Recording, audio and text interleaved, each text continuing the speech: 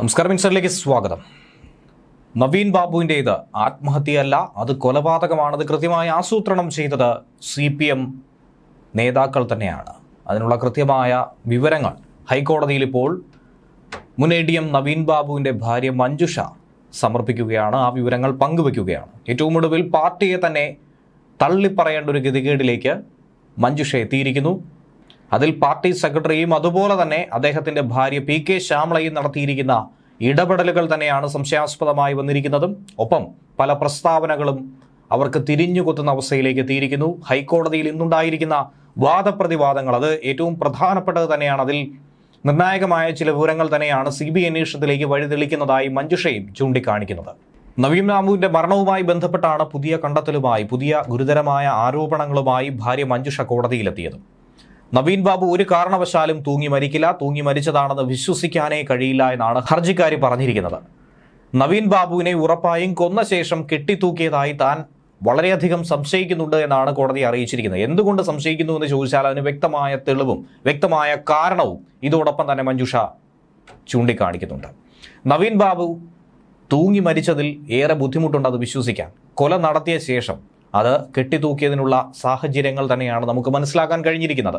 അതുകൊണ്ട് CBI അന്വേഷണം നടന്നാൽ മാത്രമേ കൃത്യമായ തെളിവുകൾ ശേഖരിക്കാനും പ്രതികളെ പിടികൂടാനുമായി സാധിക്കുമെന്നാണ് ഹർജിയിൽ പറയുന്നത്. പോസ്റ്റ്മോർട്ടം ഒന്നും തന്നെ ശരിയായ വിധത്തിൽ നടന്നിട്ടില്ല എന്നുള്ളത് ഈ അവസരത്തിലൂടെ മനസ്സിലാക്കാൻ കഴിയുന്നുണ്ട്. പല പ്രധാനപ്പെട്ട വിവരങ്ങളും സുപ്രധാനമായ വിവരങ്ങളും പോസ്റ്റ്മോർട്ടത്തിലൂടെ വിട്ടുകളഞ്ഞു. പ്രാഥമിക പരിശോധനയായിട്ടുള്ള ഇൻക്വസ്റ്റിൽ കണ്ടെത്തിയ പല നിർണായക വിവരങ്ങളും പക്ഷേ വിശദമായ പരിശോധനയായ ശാസ്ത്രീയ പരിശോധനയായ പോസ്റ്റ്മോർട്ടത്തിൽ ഒന്നും തന്നെ എടുത്തു പറഞ്ഞിട്ടില്ല എന്നുള്ളതാണ് ഇതിലെ ദുരൂഹത പുറത്തേക്ക് കൊണ്ടുവരുന്നത്. ഇൻക്വസ്റ്റിൽ പറഞ്ഞിരിക്കുന്ന കഴുത്തിൽ കണ്ടെത്തിയ പാട് അത് പോസ്റ്റ്മോർട്ടം റിപ്പോർട്ടിൽ പരാമർശിക്കുന്നില്ല.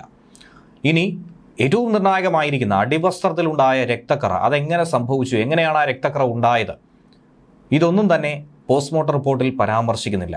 ഇനി ഉമിനീർ ഒലിച്ചിറങ്ങിയതിലും അന്വേഷണം ഒന്നും തന്നെ ഉണ്ടായില്ല എന്നാണ് മഞ്ജുഷയുടെ അഭിഭാഷകൻ ഹൈക്കോടതിയിൽ വ്യക്തമാക്കുന്നത്.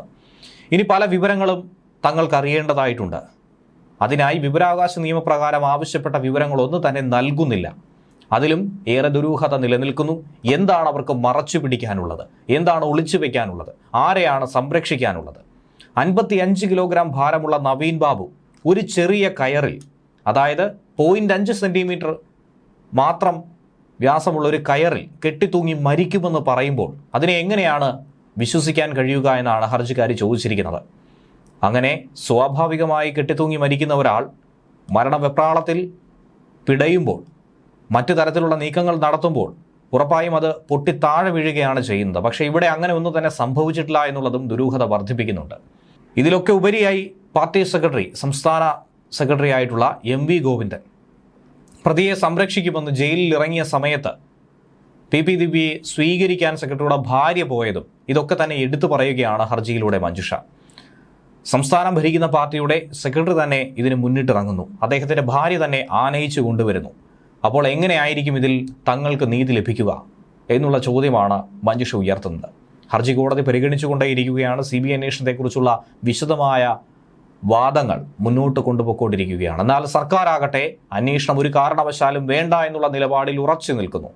തനിക്ക് തെറ്റുപറ്റിപ്പോയി എന്ന് നവീൻ ബാബു പറഞ്ഞതായിട്ടുള്ള കളക്ടറുടെ മൊഴി പിന്നീട് സൃഷ്ടിച്ചെടുത്തതാണെന്നും ഹർജിക്കാരി ആരോപിച്ചു. കളക്ടർ പെരുങ്കള്ളനാണെന്നും നുണയാണ് ആവർത്തിച്ച് പറഞ്ഞുകൊണ്ടിരിക്കുന്നതെന്ന് നേരത്തെ തന്നെ മഞ്ജുഷ മാധ്യമങ്ങളോടടക്കം പറഞ്ഞതാണ്. ഇപ്പോൾ കോടതിയിലും അക്കാര്യം തന്നെ വ്യക്തമാക്കുകയാണ്. അതിന് വ്യക്തമായിട്ടുള്ള സൂചനകളുമുണ്ട്. കാരണം നേരത്തെ വകുപ്പ് തല അന്വേഷണം നടത്തിയപ്പോൾ മന്ത്രി പൊടുന്നനെ തന്നെ ഇതേക്കുറിച്ചുള്ള വിശദീകരണം നൽകാൻ പറഞ്ഞപ്പോൾ അന്നൊന്നും തന്നെ കളക്ടർ ഇക്കാര്യം പറഞ്ഞിരുന്നില്ല. പക്ഷേ തൊട്ടടുത്ത ദിവസം കഴിഞ്ഞപ്പോഴാണ് കളക്ടർ കൃത്യമായി ആസൂത്രണം ചെയ്ത് ഇങ്ങനെ ഒരു മൊഴിയിലേക്ക് കടന്നതെന്നാണ് കുടുംബം ആരോപിക്കുന്നത്. കളക്ടറുടെ ചേംബറിന് സമീപത്തുള്ള CCTV ദൃശ്യങ്ങൾ പോലീസ് ശേഖരിച്ചിട്ടില്ല എന്നുള്ളതാണ് ഏറ്റവും ഗുരുതരമായിട്ടുള്ള വിഷയം. ഇതുതന്നെയാണ് ഹർജിക്കാരി എടുത്തു പറയുന്നത്. പോലീസ് അന്വേഷണം കാര്യക്ഷമമല്ല എന്ന് തെളിയിച്ചാൽ മാത്രമേ CBI അന്വേഷണത്തിലേക്ക് കൊണ്ടുപോകാനായി സാധിക്കൂ. പോലീസ് അന്വേഷണം കാര്യക്ഷമമല്ല എന്നുള്ളതിൻ്റെ ഏറ്റവും വലിയ തെളിവ് തന്നെയാണിത്. കാരണം ഈ മരണവുമായി ബന്ധപ്പെട്ട് കളക്ടർ നൽകിയിരിക്കുന്ന മൊഴിയാണ് ഏറ്റവും ദുരൂഹമായത്. എന്നാൽ ആ മൊഴി വിശ്വസനീയമാണോ, അങ്ങനെ ഒരു കാര്യം നവീൻ ബാബു കളക്ടറുടെ അടുത്ത് പറഞ്ഞോ, അവിടെ എത്തിയോ എന്നുള്ള കാര്യം പരിശോധിക്കാൻ പോലും CCTV ദൃശ്യങ്ങൾ ഇതുവരെയും പോലീസ് നോക്കിയിട്ടില്ല. ഇനി റെയിൽവേ സ്റ്റേഷനുമായി ബന്ധപ്പെട്ട വിവാദം നേരത്തെ തന്നെ ഉയർന്നു കേൾക്കുന്നതാണ്. അവിടെ ഒന്നും തന്നെ ഒരു പരിശോധനയും നടത്തിയിട്ടില്ല എന്നുള്ളത് യാഥാർത്ഥ്യമാണ്. ഇത് പരിശോധിച്ചാൽ തന്നെ നവീൻ ബാബു കളക്ടറെ യോഗത്തിന് ശേഷം കണ്ടോ എന്നുള്ള കാര്യം വ്യക്തമാവുമായിരുന്നു. അതുപോലും ചെയ്തിട്ടില്ല. ഇനി ഏറ്റവും പ്രധാനപ്പെട്ട ജില്ലയിലെ രണ്ടാമനായ ഉത്തരവാദിത്തപ്പെട്ട സ്ഥാനത്തിരുന്ന ADMന്റെ മരണത്തിൽ കുടുംബം ഇത്രയധികം സംശയങ്ങൾ പ്രകടിപ്പിക്കുമ്പോൾ എന്തുകൊണ്ടത് വിശ്വാസത്തിലെടുക്കാൻ കഴിയുന്നില്ല? ഇപ്പോഴും തെളിവുകളൊക്കെ തന്നെ കെട്ടിച്ചമയ്ക്കുകയാണ്. അതുകൊണ്ട് തന്നെ കുടുംബത്തിന്റെ ആശങ്കകൾ പരിഹരിക്കാൻ ഈ കേസ് CBIക്ക് വിടുകയല്ലാതെ മറ്റു മാർഗമില്ല എന്ന് തന്നെയാണ് നവീൻ ബാബുവിൻ്റെ കുടുംബം ആവശ്യപ്പെടുന്നത്. പ്രതിയുടെ രാഷ്ട്രീയ സ്വാധീനവും നവീൻ ബാബുവിൻ്റെ കുടുംബത്തിൻ്റെ ആശങ്കയും ഒക്കെ ഒരുപോലെ തന്നെ കോടതി പരിഗണിക്കുക തന്നെ വേണം. പ്രതി നിലവിൽ പുറത്താണ്. അതോടൊപ്പം തന്നെ പാർട്ടിയുടെ എല്ലാവിധ ഒത്താശയുമുണ്ട്, പാർട്ടി സംരക്ഷിക്കുമെന്ന് പരസ്യമായി പോലും പറഞ്ഞു.